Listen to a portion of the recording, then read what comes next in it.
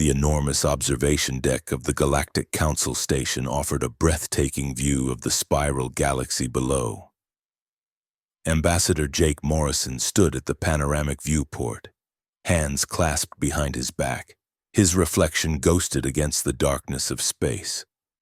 Thousands of stars twinkled in the distance, each representing worlds where countless species lived, species that until recently, humanity had no idea existed. "Beautiful, isn't it?" a voice said behind him. Jake turned to see Dr. Amanda Price approaching, her formal Earth Alliance uniform pressed and pristine. As the head of Project Lazarus, she rarely left Earth, making her presence here unusual.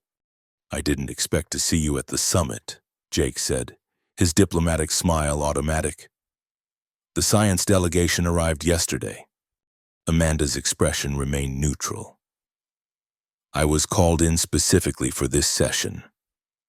The president thought it would be prudent to have someone familiar with our defensive capabilities present." Jake frowned. "This is supposed to be a routine trade negotiation. Nothing has been routine since we joined the council 3 years ago." "Jake." Amanda moved to stand beside him at the viewport. "Have you noticed the increased security? The way the Zilani representatives avoid making eye contact? Something's happening." Jake had noticed. The Zilani, usually the most diplomatic of council races, had been unusually reserved during preliminary meetings. Their six-limbed forms had seemed tense, their iridescent scales dulled with what Jake had learned to recognize as anxiety. "I've seen it," he admitted. "But we've done nothing to provoke them. Earth has followed every regulation, submitted to every inspection. We've been model galactic citizens." "Maybe that's the problem," Amanda said softly. "We've been too good, too quick to adapt. Humanity went from discovering faster than light travel to joining the Council in less than 50 years. That makes some species nervous. They should be impressed, not threatened." Amanda gave him a look that made Jake feel naive. Power always threatens those who have it. Their conversation was interrupted by a soft chime echoing through the station. The council session would begin in 15 minutes. "I should prepare," Jake said. "If there's something unusual about this meeting, I need to be ready." "Be careful, Jake." Amanda touched his arm briefly. "And remember Protocol Omega if it comes to that." Jake's expression hardened. "It won't. We're here to build bridges, not burn them." As Ambassador Morrison walked away, he couldn't shake the feeling that Amanda knew something he didn't. Protocol Omega was Earth's last resort, a contingency plan he prayed would never be needed. The council chamber was a vast amphitheater, with seating arranged in concentric circles around a central speaking platform. Representatives from 27 spacefaring civilizations filled the room, their diverse physiologies accommodated by specially designed seats. The chamber hummed with the background noise of translation devices, environmental systems, and the low murmur of a dozen different species in conversation. Jake took his place at the human delegation station, nodding to his small team of advisors. The Earth section was notably sparse compared to the elaborate delegations of the older council members. Efficiency had been Earth's approach from the beginning. Impress with results, not numbers. At the highest tier sat the 5 permanent council members.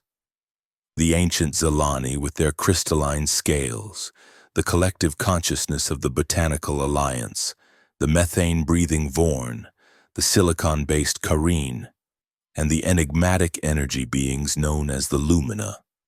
They had governed galactic affairs for millennia before humanity's arrival. Counselor Vexithara of the Zilani rose, her scales shimmering under the chamber lights. A hush fell over the assembly. "This emergency session of the Galactic Council is now in session." Her voice resonated through the chamber, translation devices rendering her speech in each species' native language. We face a matter of grave concern to all peaceful civilizations. Jake frowned. Emergency session?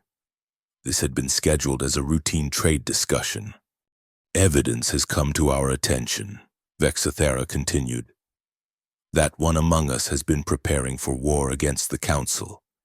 Murmurs spread through the chamber. Jake's advisors exchanged worried glances.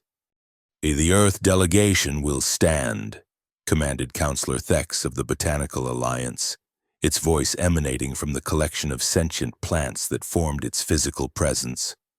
Jake rose slowly, his diplomatic training keeping his expression neutral despite his confusion. The Earth delegation recognizes the Council's authority and awaits clarification of these concerning statements. A clarification? Vexathera's scales darkened with what Jake recognized as anger. Perhaps these images will provide the clarification you seek. The central holographic display activated, showing three-dimensional images of what appeared to be massive weapon arrays, planet-killing technologies, and military installations, all bearing Earth Alliance insignia. Jake stared in shock. These are fabrications. Earth possesses no such weapons. Our intelligence is verified by 3 independent sources, Counselor Thex stated, its leaves rustling. The evidence shows Earth has been developing prohibited Omega-class weaponry since before joining the Council. That's impossible, Jake insisted, trying to maintain his composure as whispers spread through the chamber. Earth submitted to all required inspections. We've hidden nothing. The facilities were hidden beneath the ocean floors of your planet, Vexathera said. Shielded from our standard detection methods.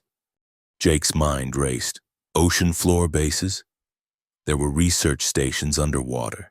Yes, but nothing like what these images portrayed. These were elaborate falsifications, but who would go to such lengths to frame Earth? I demand time to consult with my government, Jake said firmly. These accusations are serious and completely unfounded. The time for consultation has passed, Counselor Thex announced. A tribunal has already reviewed the evidence in closed session. The verdict is unanimous. Cold dread washed over Jake. A tribunal without Earth's knowledge or representation? This violates Council Charter. Article 7. The emergency protocols of Article 12 supersede normal judicial process when the security of the Council is at immediate risk. Vexathera interrupted. Ambassador Morrison, you personally are found guilty of conspiracy to wage war against the Galactic Council. The punishment is execution to be carried out immediately. The chamber erupted in chaos. Jake's advisors protested vehemently, but security drones already surrounded the Earth delegation. Jake stood in stunned silence. This was impossible. A frame job, a coup, something beyond mere misunderstanding. I demand communication with Earth, Jake shouted over the noise. This is a violation of all diplomatic protocols. Communications with Earth have been temporarily suspended, Vexathera announced coldly. For the security of all Council species. Jake realized with growing horror that this had been planned meticulously. The absence of certain friendly delegations, the unusual security, the emergency session designation, all designed to isolate Earth's representatives. As security drones moved in, Jake locked eyes with Dr. Amanda Price across the chamber. Her expression was grim but determined. She gave him a slight nod, an acknowledgement, and a promise. The Council has made a terrible mistake, Jake announced, his voice carrying across the chamber. Earth has sought only peaceful cooperation. But know this, we are not defenseless. We are not unprepared. Remove the human, ordered Vexathera. As the drones surrounded him, Jake stood tall. His final words echoed through the chamber. Remember this moment. Remember that Earth extended a hand in friendship, and you chose violence instead. The drones closed in. Jake Morrison, Earth's first galactic ambassador, was escorted from the chamber for the last time. The execution was swift and clinical. No public spectacle, no chance for final words to be transmitted home. The Council preferred efficiency in all things, even in death. As Jake Morrison's life ended in a sterile execution chamber aboard the station, Dr. Amanda Price was already moving. She slipped away from the remaining Earth personnel, accessing a hidden communications array installed months earlier for just such a contingency. Her message to Earth was brief and encoded. Horizon has fallen. Initiate Protocol Omega. Returning home. Within 30 minutes, the small diplomatic vessel registered to Dr. Price departed the station, its navigation computer set for Earth. She left behind a diplomatic crisis in the body of Ambassador Jake Morrison. What the Council didn't realize was that she also left behind something else. Microscopic quantum entanglement nodes planted throughout the station's critical systems, providing Earth with unprecedented access to the heart of galactic governance. The journey back to Earth would take 3 days at maximum speed. Dr. Price spent those days preparing reports and reviewing the falsified evidence presented against Jake. The fabrications were sophisticated but detectable to someone with her expertise. The question wasn't how the evidence had been falsified, but why the Council had been so eager to accept it. As her ship approached Earth's solar system, Amanda stared out at the stars, now seeming cold and hostile. "They have no idea what they've just started," she whispered to the emptiness of space. President Lisa Carter stood in the Situation Room beneath the White House, surrounded by her top military and scientific advisors. The mood was grim. On the central display, the message from Dr. Price played for the 3rd time. "Confirm authentication," President Carter demanded, her voice steady despite the tension visible in her shoulders. "Confirmed, Madam President," replied the communications officer. "Quantum signature matches Dr. Price's personal key. The message is genuine." Carter closed her eyes briefly, absorbing the reality of what this meant. When she opened them again, her gaze was steel. "General Hayes, what's the status of our defenses?" General Frank Hayes stepped forward, his weathered face solemn. "All Earth Defense Force units are at readiness level 1. The lunar bases are on full alert, and the Mars colony has been notified to initiate shelter protocols. The Deep Space Monitoring Network has detected no immediate threats, but we've activated the stealth satellite grid as a precaution." "And Project Lazarus?" Carter asked, turning to the science advisor. "Operational, Madam President. All systems have passed final testing. Dr. Price's absence hasn't impacted our readiness. The project can be activated on your command." President Carter walked slowly around the table, looking at each of her advisors. "Ladies and gentlemen, I need your unvarnished opinions. We are about to make a decision that will define humanity's place in the galaxy for generations to come. The Council has committed an act of war," General Hayes stated firmly. "They've executed our ambassador without due process, based on falsified evidence. Protocol Omega is the appropriate response."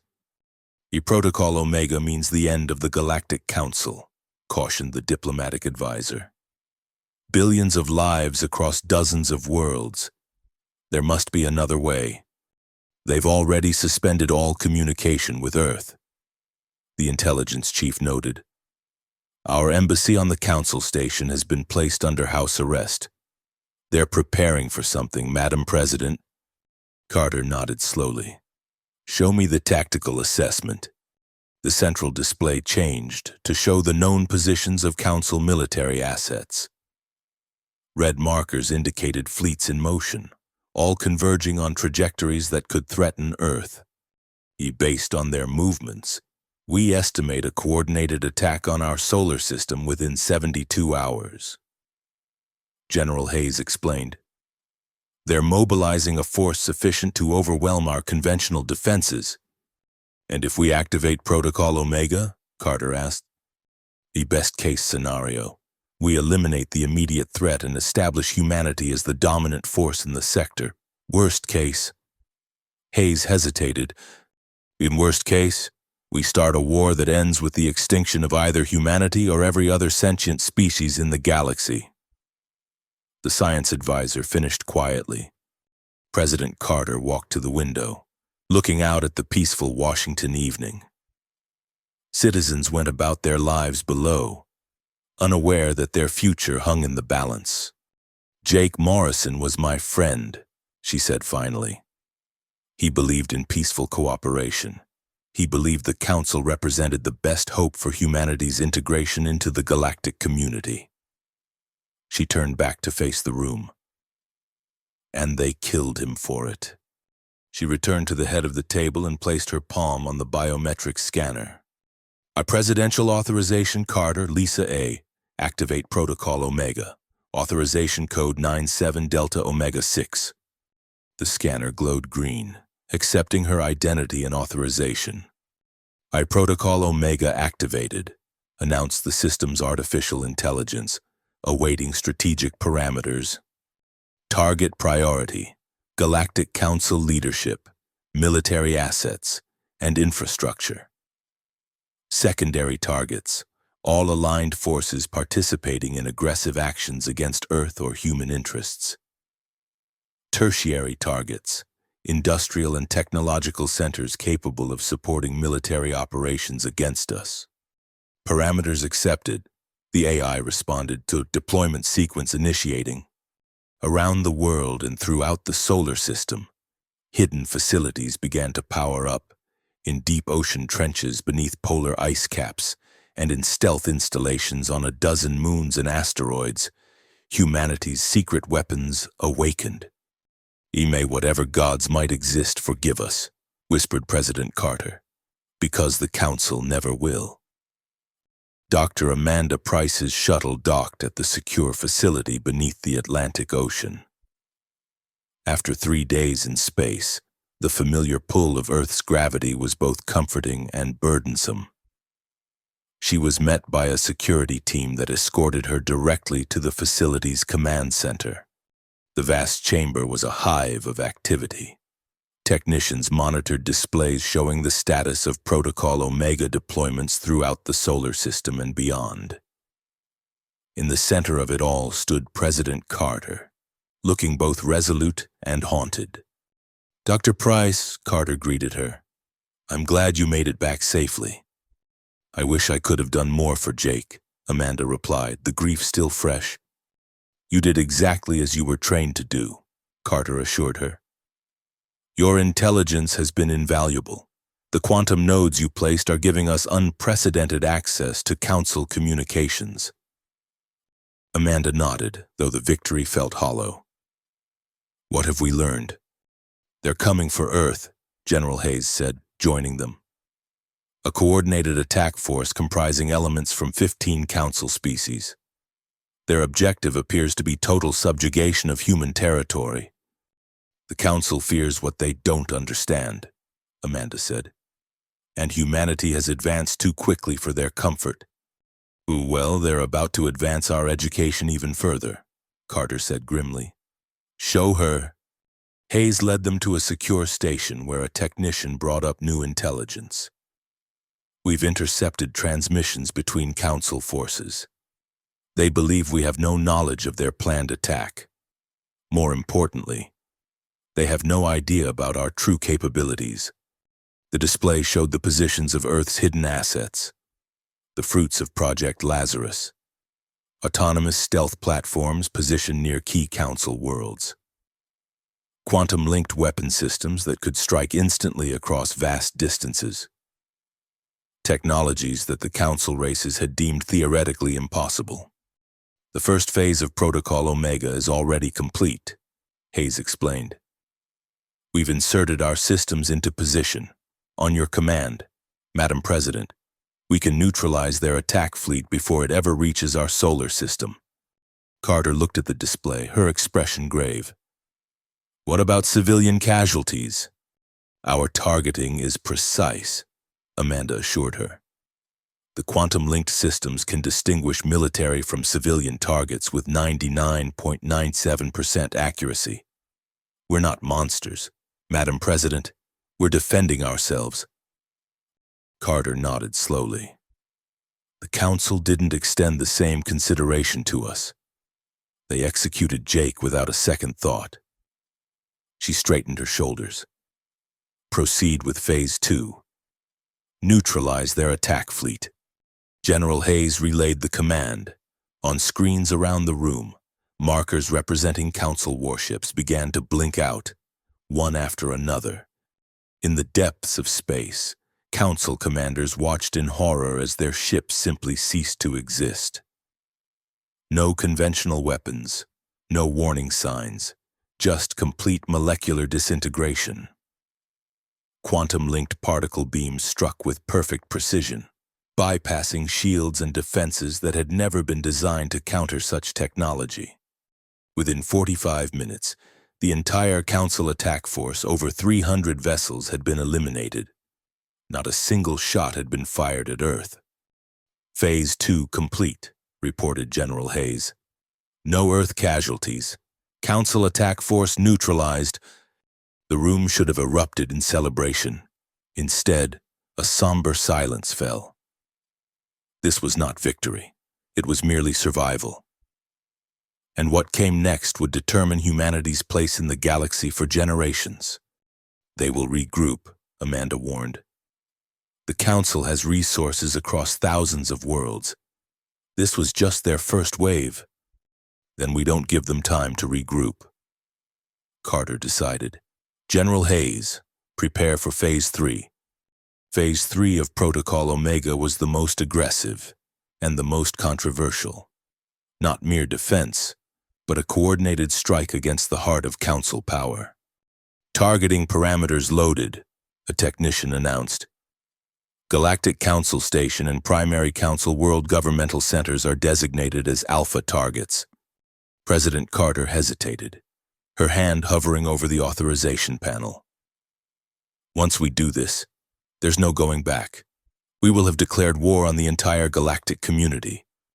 With respect, Madam President, General Hayes said quietly. They declared war on us when they executed Ambassador Morrison.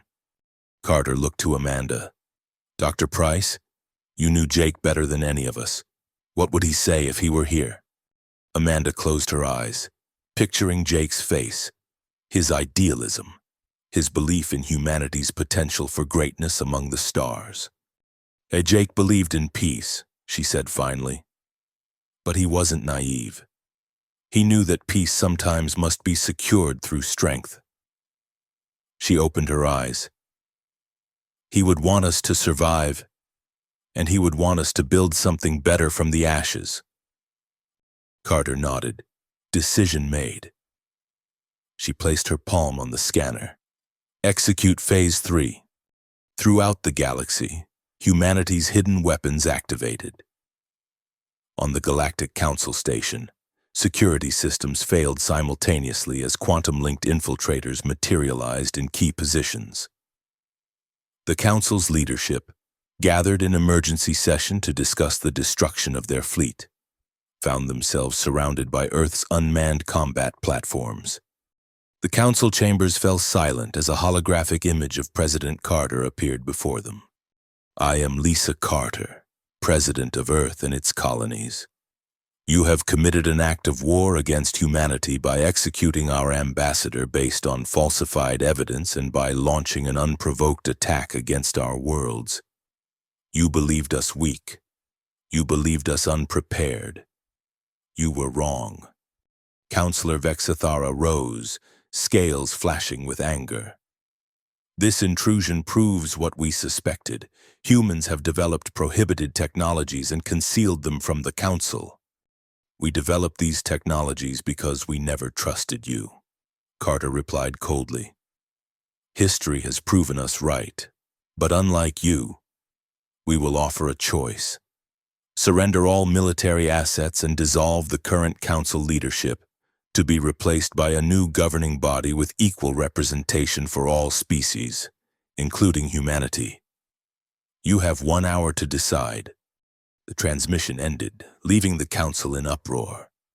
We cannot surrender to primitives, Councillor Thex declared, its foliage trembling with agitation. Their technology shouldn't be possible, a Vorn representative countered, methane bubbling in its speech apparatus. How did they conceal such advancement? It doesn't matter how, Vexathera said dismissively. What matters is that they must be stopped. We have defensive measures around all major council worlds.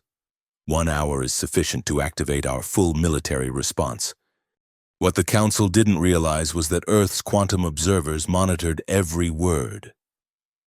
As they spoke, Dr. Price and her team analyzed their responses. They're stalling, she reported to President Carter. Planetary defense systems are powering up on all major council worlds. They're calling in reserve fleets from the outer territories.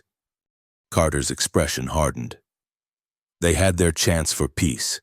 General Hayes, proceed with the full Omega Protocol. No more warnings. Across the galaxy, Earth's hidden weapons activated simultaneously.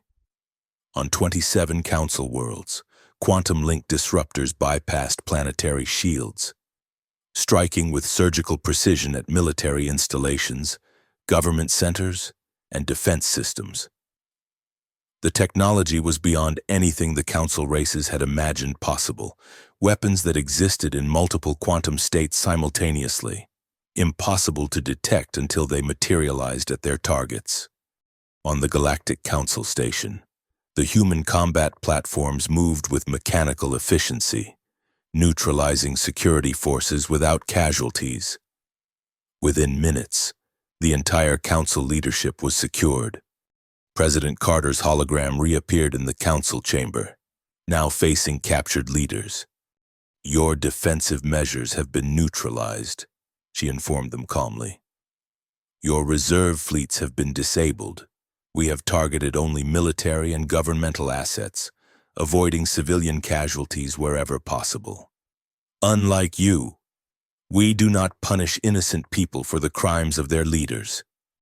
What do you want? Vexathera demanded, her once proud bearing diminished by shock. A justice, Carter replied simply.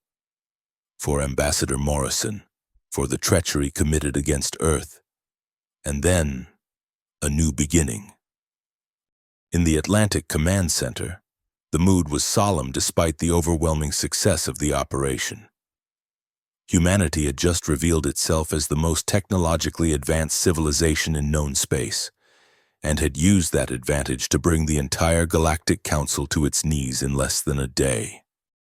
Casualty reports coming in, a technician announced. Council military losses estimated at 42,000, civilian casualties under 300, mostly from proximity to military targets. Too many, Amanda murmured. Far fewer than if we'd allowed their attack to reach Earth, General Hayes reminded her. President Carter watched the displays showing the status of council worlds. What's happening on the ground? How are their populations responding? Panic in some regions, reported the intelligence officer. But mostly compliance. We've broadcast messages explaining that our quarrel is with the council leadership, not with civilian populations.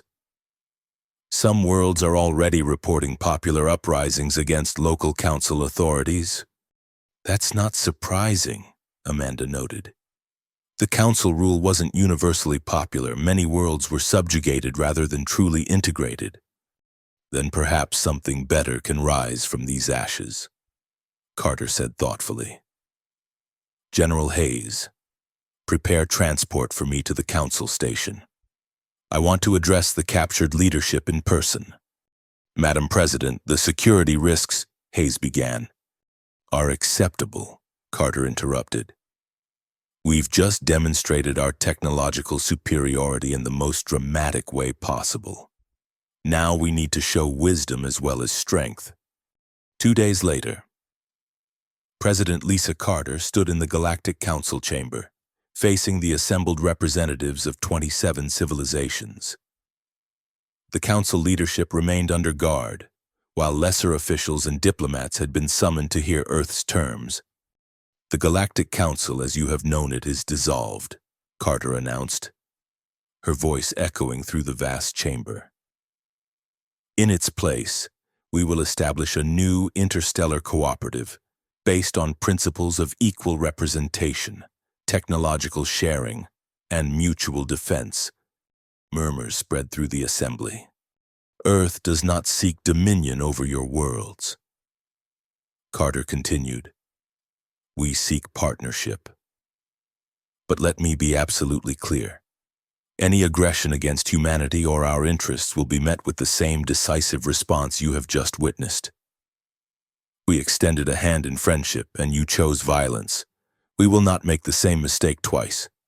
She gestured, and images appeared showing the quantum technology that had so easily defeated the Council's defenses. What you are seeing is only a fraction of Earth's technological capability. For 3 years, we presented a carefully crafted facade, allowing you to believe we were centuries behind your development. In truth, human innovation has outpaced Council races in nearly every field of science. The alien representatives stared in shock at displays showing technologies many had believed theoretically impossible. Why reveal this now? Asked a Zilani representative. Why not continue your deception? Because deception breeds fear, and fear breeds conflict. Carter replied, Ambassador Morrison believed in honest cooperation between species. His execution proved that the Council was not ready for such honesty. But perhaps now, with the old power structures removed, we can build something better.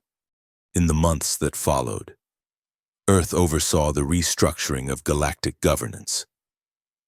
The transition was not always smooth.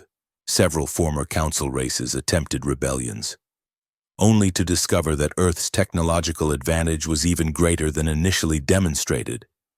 The headquarters of the new interstellar cooperative was established in Earth orbit rather than in deep space, a clear symbol of humanity's central role in the new order. Representatives from all former Council worlds were invited to participate, but the message was clear. Earth now led the galactic community. 1 year after Jake Morrison's execution, President Carter stood with Dr. Amanda Price on the observation deck of the new cooperative station, looking down at the blue-green sphere of Earth below. Jake would have hated this, you know, Amanda said quietly. Us becoming the very thing he feared, a dominant power imposing its will on others. Carter sighed. Perhaps. But he never got the chance to see what the Council truly was. They feared us from the beginning, feared our potential, our adaptability, our rapid advancement. They were never going to accept us as equals. And now they accept us as superiors, Amanda observed. Is that truly better? Not superiors, Carter corrected. Protectors, guides. We're sharing technology now, advancing medical science across 100 worlds. Poverty is decreasing on former Council planets as we introduce more efficient resource management systems. At the point of a gun, Amanda reminded her. Only for those who resist. Carter turned from the viewport to face her friend.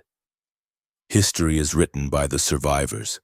Amanda, the Council would have destroyed Earth if they could have. We chose to survive. Below them, ships from a dozen worlds docked at the station. Representatives arriving for the first anniversary assembly of the cooperative. Despite the tensions, despite the lingering resentment from some quarters, the galaxy was more peaceful than it had been in centuries. I've authorized a memorial for Jake, Carter said after a moment. A statue in the main concourse. The inscription will read, "His death ensured our survival.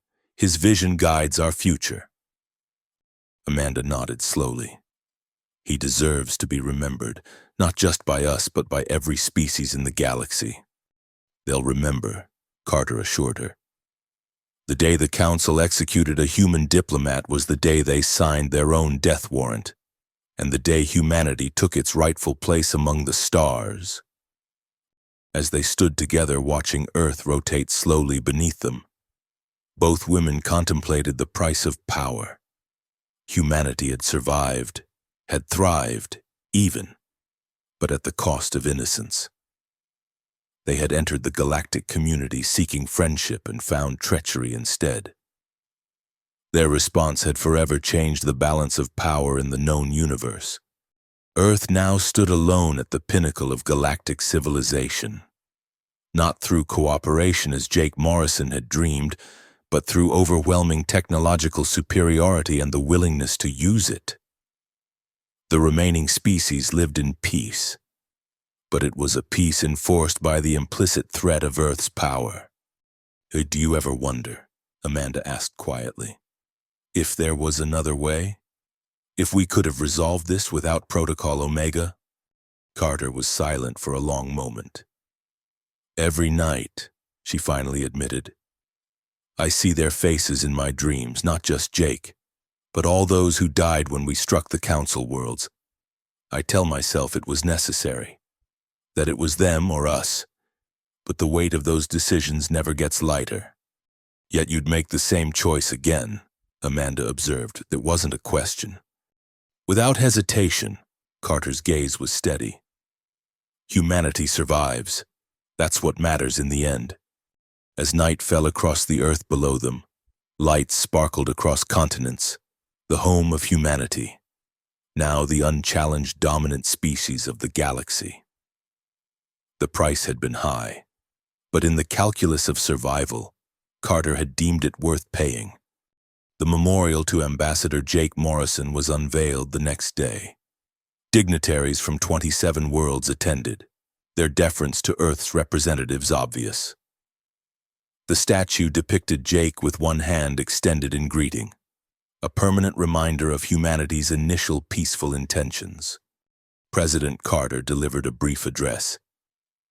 Speaking of cooperation and mutual advancement, the alien representatives applauded politely, but everyone present understood the truth beneath the diplomatic niceties. Earth did not request cooperation, it commanded it. As the ceremony concluded, Dr. Amanda Price stood alone before the statue, looking up at the face of her friend, frozen forever in bronze. "I hope you understand why we did it," she whispered. "I hope somewhere, somehow, you can forgive us." There was no answer. Of course. Just the quiet hum of the station's environmental systems and the distant conversations of departing dignitaries. The galaxy continued its inexorable rotation, indifferent to the struggles of its sentient inhabitants. Humanity had survived. The Galactic Council was no more. And in the vast emptiness between the stars, other civilizations looked toward Earth with newfound respect and fear. The universe, it seemed, understood only one language: power. Earth had learned to speak it fluently. And now, for better or worse, the rest of the galaxy listened. In the darkest depths of space, beyond the borders of known civilization, signals traveled, messages passing between hidden outposts of species who had observed the fall of the Galactic Council and the rise of Earth with growing concern. "The humans are more dangerous than anticipated." One such message read, "Their quantum technology surpasses anything in our records. Reassessment is required."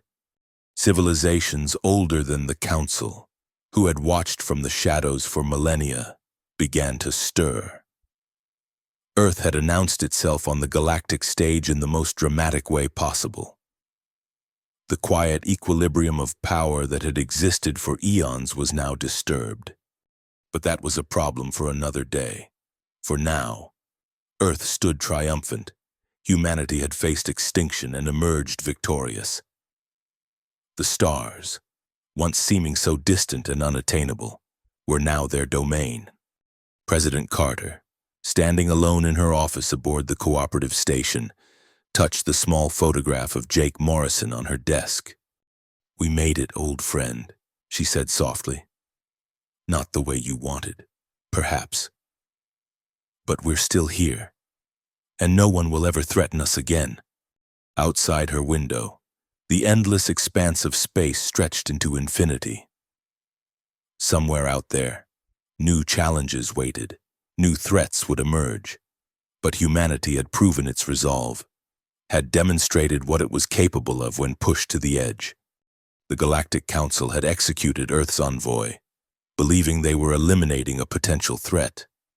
Instead, they had created exactly what they feared most: a human civilization united in purpose, unleashed in its technological might, and utterly ruthless in its self-defense.